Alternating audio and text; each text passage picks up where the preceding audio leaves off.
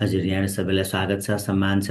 घरमा हामीले वास्तु मिलाउने हो भने अथवा वास्तुको एउटा पोजिटिभ भाइब्सहरू मनमा आओस् भन्नका लागि र हाम्रो संरचनामा पोजिटिभ भाइब्स क्रिएट होस्, निरन्तर सकारात्मक ऊर्जा प्रवाह होस् भन्नका लागि हामीले जस्तै पहिले पहिले तुलसीको बोटहरू रोपिन्थ्यो, घरमा फुलहरू गमलाहरू राखिन्थ्यो। अहिले पनि कतिजना राख्नुहुन्छ। त्यो राम्रो हो, किनभने त्यसले सकारात्मक ऊर्जा बढाउन सहयोग गर्छ। अब एकचोटि हजुरले यो फोटो हेर्नुभएमा पनि हजुर आफै ख्याल गर्नु, अहिले जुन किसिमको मान्छेको समस्या भइरहेछ घरमा, हेर्नु त। त्यस्तै यो फोटोमा एकचोटि हजुरले हेर्नुहोला।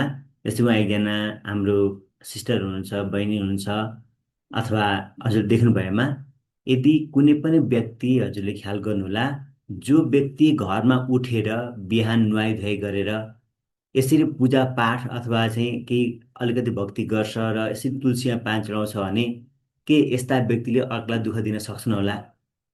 के यस्ता व्यक्तिले अर्कालाई उठ्ने बित्तिकै बिहान गाली गर्ने, छाछिरी कुट्ने, बुढा वा बुढीसँग झगडा गर्ने काम गर्छन् होला?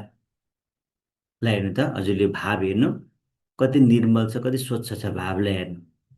त भन्न खोजेको कुरा के हो भने, यदि हामीले घरको वास्तु मिलाएर आफ्नो भाइब्सलाई पनि पोजिटिभ बनाउने हो भने केही न केही हामीले यस्ता तुलसीका बिरुवा रोप्ने, अरू केही गमला रोप्ने, जहाँ त्यसमा केही काम पनि गर्ने, यस्ता कुराहरू गर्दा पनि घरको धेरै वातावरण घरको पोजिटिभ हुन्छ।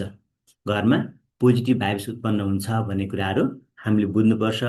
अनि त्यस्तै गरी हजुरलाई भनौँ, यहाँले पनि गर्नुहुन्छ होला, कतिजनाले यस्तै कुल पूजा हुन्छ नि मान्छेको, त्यो कुल पूजा हुँदाखेरि ठाउँ ठाउँमा त्यसलाई के गरिन्छ भने धुप गाईको घिउ त्यो कोइलामा राखेर ठाउँ ठाउँ घुमाउने काम गरिन्छ कतिजनाको। त्यो के गरेको, त्यो वास्तुसँग सम्बन्धी कुरा हेर्नु।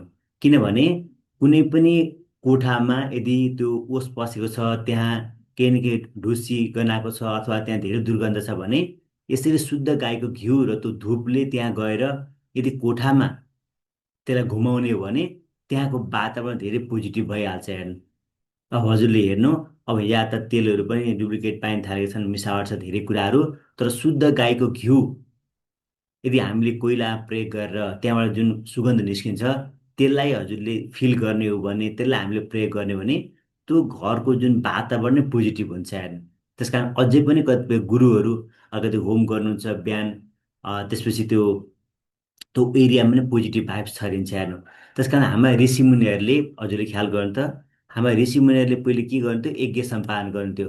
अनि यज्ञ सम्पादन गर्दा के हुन्थ्यो, एउटा एरियामा नै सफा हुन्थ्यो। हेर्नु, यज्ञ सम्पादन गर्दाखेरि जुन शुद्ध गाईको घिउ, तिल, चामल जुन हामी होम गर्दा गरिन्थ्यो, त्यसले वरिपरिको वातावरण नै प्युरिफाई हुने। अब मानव अब हामी धेरै सकिएन अरे, कमसेकम कहिलेकाहीँ हामीले गर्ने हो भने त हाम्रो घरको वातावरण पनि सफा हुन्छ अथवा पोजिटिभ भाइब्स त्यहाँ हाम्रो आउन सक्छ। हेर्नु, त्यस कारणले हामीले के बुझ्नुपर्छ भने उपाय हामीसँगै छ। हेर्नु, हेर्नु त, हामीले सामान्य कुरा प्रयोग गर्ने हो भने पनि घरको भाइब्स एकदमै पोजिटिभ हुन्छ र हामीले सोचेको र हामीले गर्न सक्ने कुराहरूमा एकदमै सपोर्ट हुन्छ। त्यस कारणले हजुरले के बुझ्नु होला भने यसरी घरमा तुलसीको बिरुवा रोप्नु, अनि कहिलेकाहीँ सुगन्धित कुराहरू होइन, जस्तै अब अगरबत्ती त हिजोआजहरूले अप्ठ्यारो छ, मान्छेलाई सास फेर्ने गाह्रो हुन्छ, केमिकल मिसाएको हुन्छ भन्ने कुरा गरिन्छ। हेर्नु, तर हामीले शुद्ध घिउलाई प्रयोग गरेर कहिलेकाहीँ घरमा हामीले त्यो प्रयोग गर्ने हो भने घरको भाइब्स नै पोजिटिभ हुन्छ। हेर्नु, त्यसले एकदम सपोर्ट गर्छ।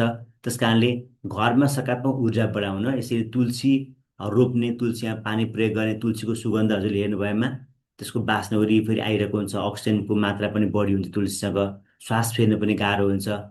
हामी कहिलेकाहीँ जाउँ त तुलसीको बोटमा छेउमा पुगेर पुरा लामो श्वास फेरौँ त, कस्तो आनन्द प्राप्त हुन्छ, कस्तो ऊर्जाभित्र त्यहाँ त्यो सुगन्धले कस्तो भाइब्स हाम्रो हुन्छ। हेर्नु, हामीलाई रिसै उठेको छ भने पनि त्यसले दबाउने, त्यसलाई व्यवस्थापन गर्ने काम गर्छ। हेर्नु, अब अहिलेको मान्छेको हेर्ने हो भने मान्छे व्यस्त हुनुहुन्छ, न तपाईँको सानो घडेरी हुन्छ, घर पुरा बनाएको हुन्छ, पुरा सिमेन्टेड गरेको हुन्छ, न एउटा बोट बिरुवा हुन्छ, न के हुन्छ, मान्छे भ्याउनु पनि हुन्न।